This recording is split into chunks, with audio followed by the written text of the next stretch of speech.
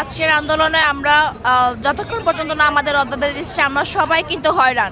11,000 শিক্ষার্থীর জীবনটা ধ্বংস হয়ে যাচ্ছে শুধুমাত্র এই কারণে আমাদেরকে অধ্যাদেশ দেওয়া হচ্ছে না। আমরা সেন্ট্রালের নাম করে পরীক্ষা দিয়েছি, তাদের পরীক্ষার হলে বসেছি, তাদের নাম করে আমরা ভর্তি হয়েছি। তাহলে কেন আমাদেরকে এখন 7 কলেজ নাম করে পিছিয়ে রাখবে? আমাদের ক্লাস নেওয়া হচ্ছে না, এগুলো তো বেআইনি।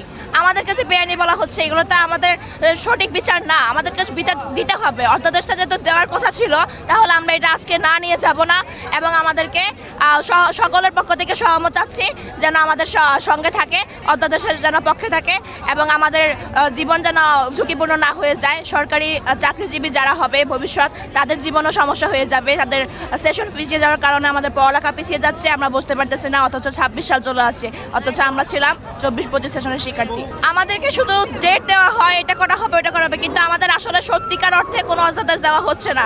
এই নিয়ে আমরা খুবই বিরক্ত। আমরা বারবার রাজপথে নামছি, বারবার আমরা কাঁপাচ্ছি, এগুলো কিন্তু ঠিক হচ্ছে না।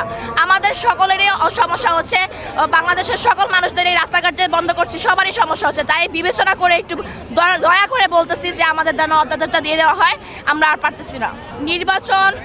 নির্বাচনের আগে আমরা অধ্যাদেশটা চাচ্ছি, কারণ নির্বাচন হয়ে গেলে আমাদের আসলে সেশন যে পিছাবে না এটার গ্যারান্টি আমরা দিতে পারছি না। আমাদের 1টা বছর চলে গেছে, 2টা বছর চলে যেতে আমাদের বেশিক্ষণ সময় লাগবে না। তাই সবাইকে চাচ্ছি নির্বাচনের আগে যেন আমাদের অধ্যাদেশটা দিয়ে দেওয়া হয়, আমাদের ক্লাসটা যেন সুন্দর করে নেওয়া হয় এবং আমরা যেন সেন্ট্রাল ইউনিভার্সিটির নাম করে ঢাকার বুকে আসতে পারি। আমাদের অধ্যাদেশ জারি না হওয়া পর্যন্ত আন্দোলন চলমান থাকবে, আমরা রাজপথে আছি, থাকবো।